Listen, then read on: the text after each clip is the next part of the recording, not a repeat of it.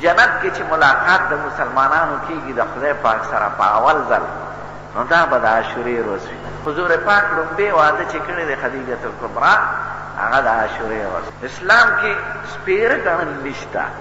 زموږ خلک د یوې ډلې نه دومره متاثره دي چې د محرم میاشت ټوله سپېره ګڼي او بیا دا ورځې و عاشورې سپېره ګڼي. هلکه نوې جامې مه اغوندئ، واده مه کوئ، مبارکي مه کوئ. هلکه ولې؟ د غم ورځې دي، نه اسلام کې د غم یادول نه. غم ورځې خو ټیک ته هغه وایي به چې وفات شوي دی هغه وس د هغه خو خدای لوی درجې نصیب کړی. او په اسلام کې غمونه یادول نه، کار کولی. کار څه وکړي؟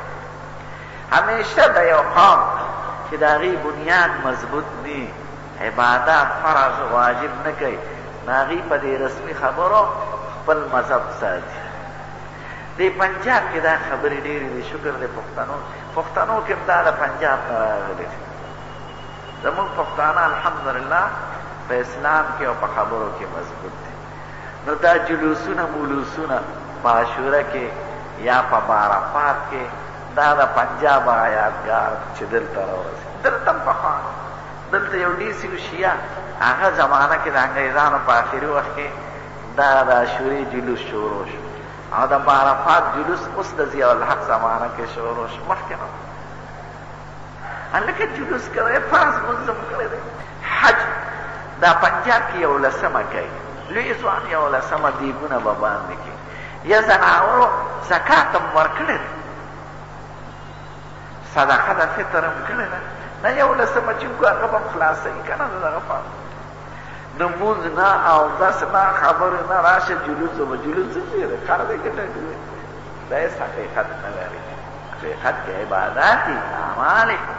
نو په عاشوره کې غم یادول دا ښه کار نه دی. د خدای د احساناتو او د انعاماتو ورځ د بدر د شامته سن 61 هجري کې، یعنی د دې واقعاتو نه 1 کاله پس د یزید په دور حکومت کې حضرت حسین د عاشورې پر شهید شو. نو خلکو دا خیالي چې د عاشوره جوړې د حضرت حسین د وجې نه ده. نه، حضرت حسین له خدای دا عزت ورکړه چې د عاشورې پر ورځ یې شهید کړي. عاشوره د مخکې نه عزتمنده ده، ماتم او د غم ورځ نه ده، د خوشحالۍ ورځ.